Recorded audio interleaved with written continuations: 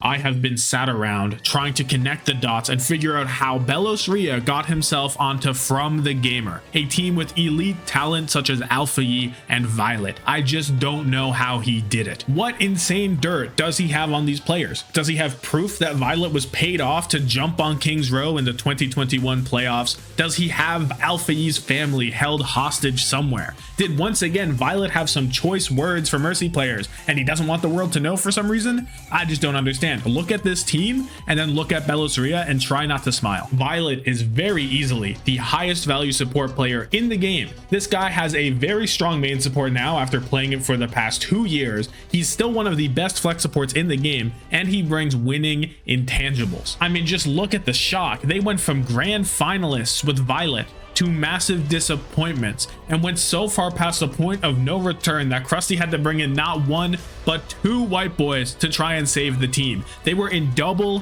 white boy territory. Also, just look at this disgusting Wikipedia page. What even is this? Speaking of the Shock's complete collapse, Finn had a pretty bad season, and while some might say it was so bad that he got benched for the aforementioned double white boy backline, the real reason he wasn't making an appearance sometimes is far more sinister. Due to the Shock's poor performance, they breached their contract with Bonchon Chicken and needed to sell off Finn's rights to make up for this unacceptable poor reflection upon the Bonchon Chicken name. So for a few weeks, Finn was undergoing ruthless training and was forced into unpaid labor at the Fry Kitchen. With this dark chapter behind him, I fully expect Finn to come back even stronger than he was in his rookie season. The talent that made him so hyped coming into the league is still there, and having a full power, no longer learning the role, main support Violet beside him to keep him in check makes a very scary backline. On damage, they have Alpha Yi and Flora. These guys were 2v8ing all year in Washington, which apparently forged an unbreakable bond between them. Alpha Yi is clearly the star of the show. He's a very smart player that knows how to find and capitalize on openings to make crazy pop-off plays, which led him to be one of the hardest individual carries in the entire league last year. He's 100% one of the most exciting flex DPS to watch heading into Korean OWCS, right up there with elite companies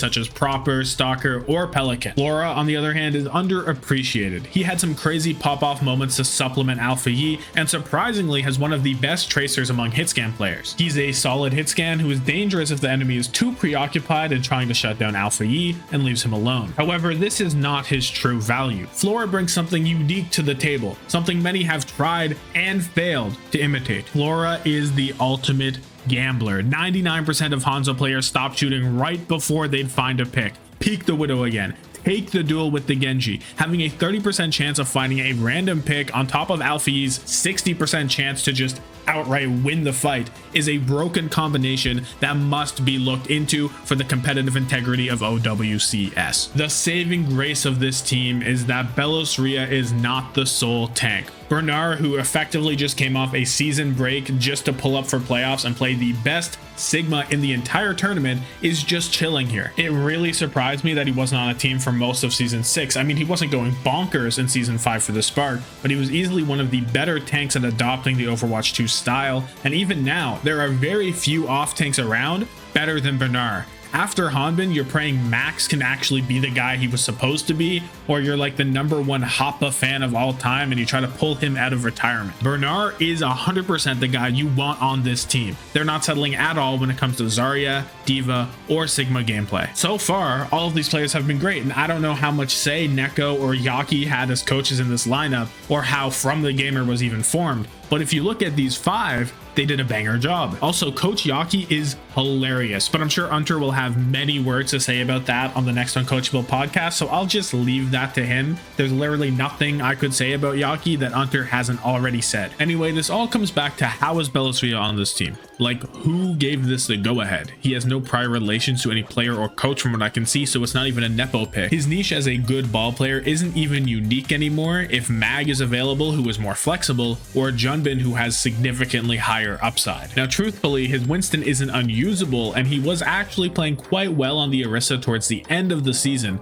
but still, there are countless other main tanks that would fit better onto this roster. Maybe he has insider access to how Season 9 plays and Ball is actually broken, or maybe he has ties to the Korean Mafia. If anyone can figure this out or has any theories, please immediately let me know how Regi snuck his way onto From the Gamer.